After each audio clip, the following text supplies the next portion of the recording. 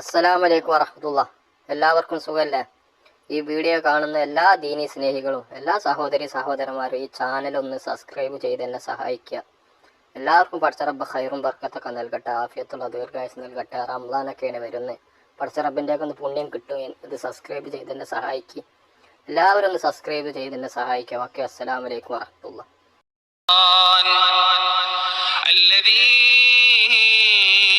أنزل فيه القرآن هدى للناس وبينات من الهدى والفرقان شهر رمضان ماسم الذي أنزل فيه القرآن ആ മാസത്തിലാണ് ഖുർആനിന്റെ അവതീർണം ഉണ്ടാകുന്നത്.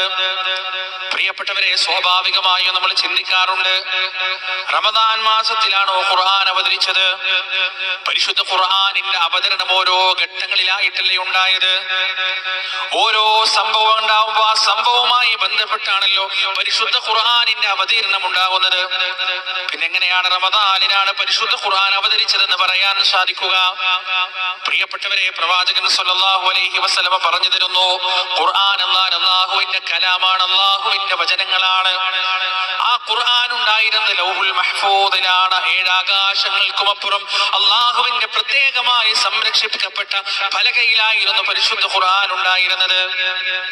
ആ പലകയിൽ നിന്ന് ഒന്നാമത്തെ ആകാശത്തുള്ള ബൈത്തുൽ ഇസ്സയിലേക്ക് പരിശുദ്ധ ഖുർആൻ അല്ലാഹു സുബ്ഹാനഹു വ തആല ഒറ്റത്തവണയായി ഇറക്കുകയാണ്. ആ ഒറ്റത്തവണയായി ഇറക്കപ്പെട്ട മാസമാണ് പരിശുദ്ധ റമദാൻ. ആ ഒറ്റത്തവണയായി ഇറക്കപ്പെട്ട രാത്രിയാണ് ലൈലത്തുൽ ഖദർ. ഖുർആൻ ഇറക്കപ്പെട്ട രാത്രിയായതുകൊണ്ടാണ് ലൈലത്തുൽ ഖദറിന് അത്രയേറെ പ്രത്യേകത ഉണ്ടാവുന്നത്. ലൈലത്തുൽ ഖദർ എന്ന രാത്രി ഉണ്ടായ ഒരു മാസമായതുകൊണ്ടാണ് പരിശുദ്ധ റമദാനിന് അത്രയേറെ പ്രത്യേകത ഉണ്ടാകുന്നത്. റമദാനിന്റെ മഹത്വം മുഴുവൻ എന്റെ പ്രിയപ്പെട്ടവരെ പരിശുദ്ധ ഖുർആനുമായി ബന്ധപ്പെട്ട് കിടക്കുന്നതാണ്, അല്ലാഹുവിന്റെ കലാമുമായി ബന്ധപ്പെട്ട് കിടക്കുന്നതാണ്.